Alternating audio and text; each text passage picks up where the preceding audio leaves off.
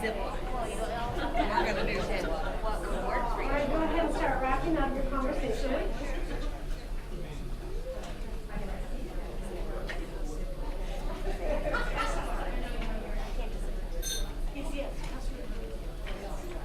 So what do we think? What might be one way that we can address the situation? First of all, are we all in agreement that Betty's kind of likely not to use a walker and oxygen in public, right? Yeah. I'd like a little more from Betty about why she doesn't want her family and significant others to know about her being sick. Because until we know that, I wouldn't know how. It's kind of a cultural thing in this situation. It's more of a cultural thing. Explore that. Mm-hmm. Okay. Does anyone ask her what she thinks she needs? That's a patient and family-centered care approach to the starting of this conversation. Is to say, help me understand what you understand about your illness, and help me understand what you need from us, and help me understand what you're willing to do. Those are three really good places to start when you're looking at it from a patient family-centered care perspective. What else? Let me ask you a question, radical question. Does Betty have a right to not follow doctor's orders? Yes. Does Betty have a right to put her health at risk by not wearing oxygen when she's walking around? Yes. Does Betty have a right to put her health at risk when she's going out and not using a walker? I think sometimes we forget that, and I include myself in that. And so part of the conversation may just be, here's the facts, here's what we're worried about. Now let's talk about what you're actually going to do, right? I had a physician like that when I had my CF lungs, and it was a wonderful experience to not feel as though I had to fake it. It's not uncommon. It's almost like I want to please my physicians, right? Kind of like almost a parent figure, where I go in the room and they say, are you doing all your nebulizers? And I want to answer yes, because I want to be a good girl, you know? But there was this one physician who just really wanted to break through that, and she helped me understand, I can't help you if I don't know what you're actually doing. Because if I think you're doing 15 nebulizer treatments a day and you're doing 2, then I'm thinking that your outcome is based on one thing and your outcome is actually based on something else.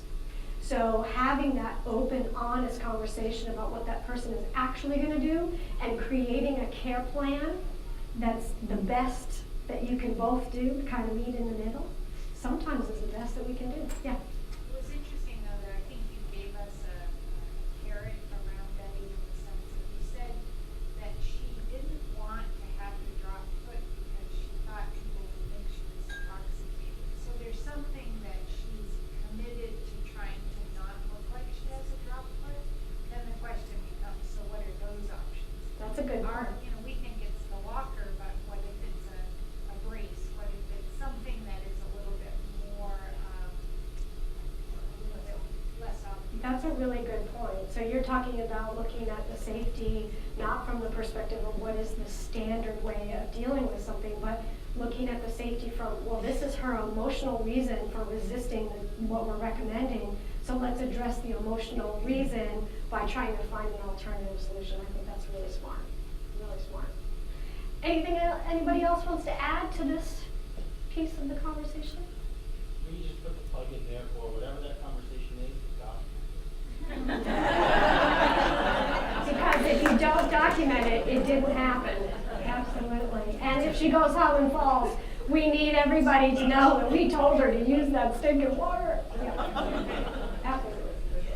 All right, so the last thing, the last little scenario we're going to talk about before I finally stop talking to all of you. And I'm talking now a little bit about where we are with patient and family-centered care. And you can feel free to tell me that I'm crazy and I don't know what I'm talking about. I'm really now just speaking out of my own personal experience as somebody who works in a health system, as well as things that I've heard from other people who work in a health system. And this may not apply to you all. But I think that there is some confusion around patient and family-centered care and where those boundaries come in, as I talked about earlier. One really easy example of that is a lot of health systems around the country are creating new policies around visitation open visitation, or whatever the language that is being used. And I will say that there is a major health system that I'm aware of that has recently done that. And we now have open visitation in all of our ICUs. What we found was that we started to have large amounts of people in these ICUs. In one situation, there was actually a large group of people with 2 or 3 children that actually weren't wearing shoes. And because of this open visitation policy, somehow the nurses felt uncomfortable going in there and saying, this isn't okay. We are going to assert our boundaries now. And the fact that there is an open visitation policy makes it a little bit more ambiguous about where to put that stake that says, here's where the line is. And sometimes if there's resistance against it, we feel like we don't have anything to back us up, right? Is this making any sense? Am I making sense? Okay. We also had a situation where visitors were checking in at the front desk, and because it's an open visitation policy, they were just being buzzed back. There wasn't even a question about whether or not the patient wanted to see this person or if the patient knew this person, right? It was just, well, we're open. The doors are open, yeah? So, I mean, obviously this was when we first went live with open visitation. I'd like to think that we've gotten a little more savvy about these things, but that doesn't change the fact that we're still struggling with where our boundaries are around patient and family-centered care. So I'd just like to ask you, I don't really have any specific exercise around this, but do you all find that this is a conversation that you're having now in your health system, where the boundaries are, whether it's literally an open visitation policy or figuratively you've opened something up that now we don't know where the lines are? Is that something you all are dealing with? So in my humble opinion, I think this is where we need to go next. I think this is where we need to, as we continue to embrace the best practices of patient and family-centered care, we also need to start thinking through those best practices and allowing ourselves to have these conversations about what's working, what's not working, and where we have that ambiguity. My opinion is that the pendulum is starting to swing far to the other side, and we're getting really confused. So I pulled the definition of partnership because, again, that's really what this is about, right? It's about partnership. And I like this definition as it relates to patient and family-centered care. It's a relationship between individuals or groups that is characterized by mutual cooperation and responsibility as for the achievement of a specific or specified goal. So, if we're having one of those moments where we have that, where is the line in this patient and family-centered care world that we are now engaged in? The question we have to ask ourselves is, what is the goal? What is this specified goal that we're all working towards? And does this behavior help us reach it? The goal, I think, is pretty simple, right? In some way, shape, or form, probably the goal is going to be to help this patient get better, to help this patient have a space of peace, to help this patient have comfort, right? That there's going to be some kind of health-related goal in there. And so now we have the goal, now we can ask the question, not only of the patients and families, or excuse me, of the families that we're dealing with, but also of ourselves. Does this behavior help us reach that goal? And that's where our line is. That's where we can find our line. So we now have 2 cultures that are shifting. We have the culture of providers and staff, and we have the culture of patients and families. My opinion is that one of the most important things that we have to start thinking about is honesty. Honesty, we also talk about transparency, but that's not really what I'm talking about here. I'm talking about honesty about who we are, and I'm going to go ahead and confess that I'm not the best patient advocate in the world because I have one huge flaw when it comes to being a patient advocate. I hate conflict. Now that really goes with my job description, right? But I know that about myself, and so that's something that I can be aware of and I can work with my team around. There's one patient advocate that happens to be really good at the one thing I hate the most, which is trespassing people from the property. I can't stand it when I have to go to a room and tell a family member that their behavior is out of line and that they are no longer allowed to be on Duke Hospital property. My voice shakes and my knees shake and I look like a scared little puppy, right?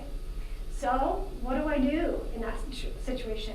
I watch my colleague, I try to get advice from my colleague, and some days, quite honestly, when I just don't have it in me, my colleague comes with me or my colleague does it for me. Because he has weaknesses too, and they might just be my strengths, right? So I think that we can start being honest about who we are and actually presenting that in a team kind of way. So I think that some of the expectations of our patients and families are really, really high. And I think as a team, we might be able to help mitigate that. If I have somebody on my team that I know is not going to be the best at delivering bad news, that's okay, because there's someone else that's going to be able to support us in getting better in that process, or actually doing that for that person. So we have to learn how to listen, which is something that's really difficult to do. There's too much noise. We don't always know.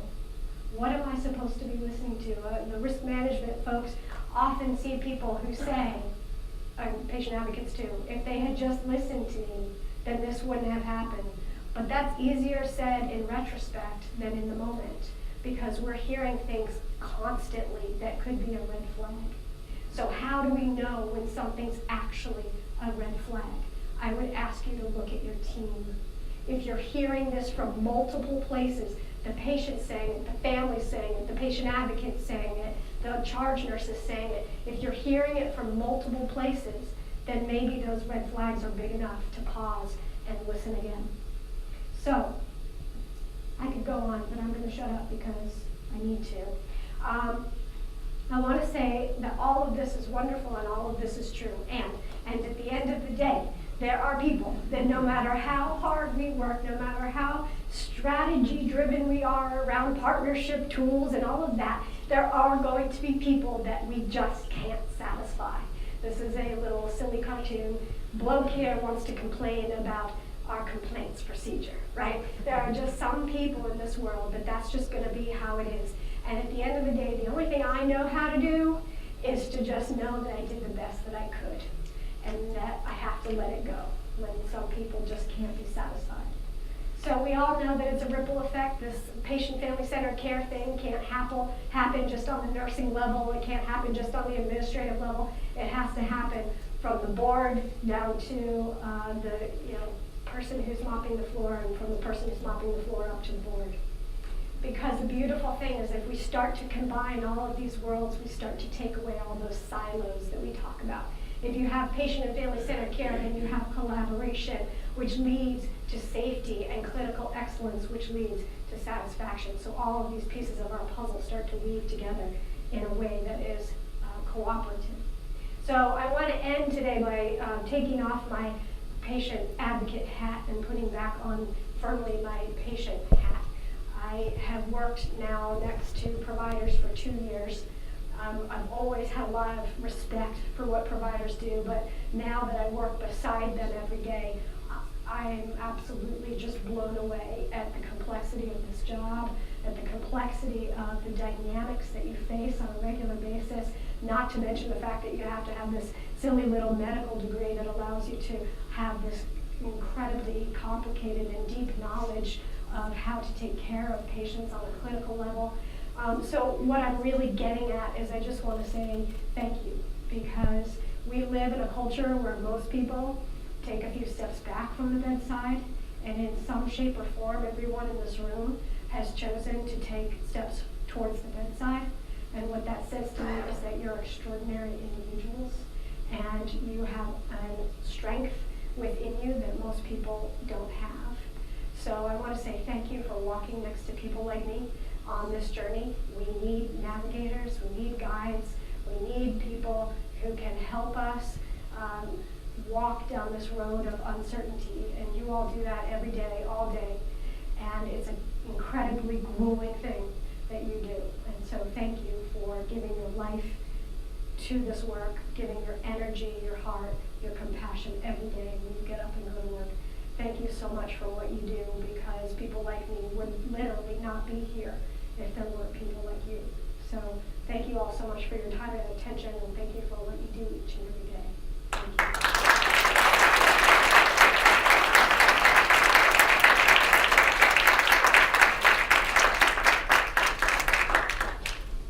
If you wanna ask questions, I'll make sure to set up. What exactly is your team? Where are you housed in the organization? Yeah, I'm patient visitor relations. So we are, our official title is patient visitor relations patient advocate. At Duke, our risk management department and our patient visitor relations patient advocate department are completely separate.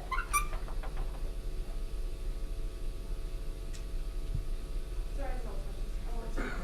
Do you think there's areas of the country that are doing a better job of this, or where does? I think just like everything in healthcare, there's pockets that are doing a better job of this. I mean, I think that there are, best practices at Cleveland, there are best practices in Michigan, there are, Baptist Hospital in Florida. I mean, there are best practices of specific parts of patient and family-centered care everywhere. Do I think that there's anywhere that's doing everything all on every cylinder? No, but I also don't think that we've even figured out what the picture looks like yet. I think that we're all really in the same boat of going, what does this mean? What does this look like? We're getting there, but right now a lot of what we're doing is still less partnership, more incorporating the family and the patient by having a bedside handoff is wonderful, but that's not the definition of partnership. Does that make sense? We're getting there, but hourly rounding is another best practice for patient family-centered care, but that's not partnership yet, So I think we have a long way to go to wrap our brains around what that actually looks like. So you had mentioned that you have a patient advocate go to general orientation. What specifically do they focus on when you're talking to? Oh, it's actually not a patient advocate, it's a patient family advisor, if that's what you're referring to. So we have a speakers bureau that's built out of our patient family advisory council. Are out of multiple patient family advisory council. They're all trained, vetted stories that are meant to have impact. So part of what we do is we listen to the story, and then we help that patient or that family member really craft the story in a way that's going to be the most useful to providers.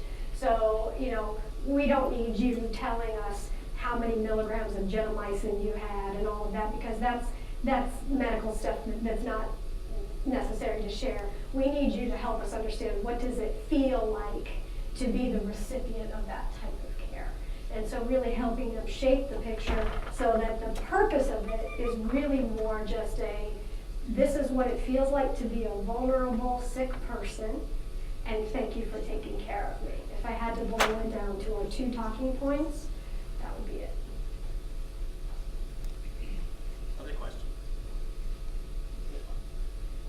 Jeff, I'm in the surgical division, and I have an orthopedic surgeon who often wants us to bring in a patient who's had an infection to talk to our staff about what it's like.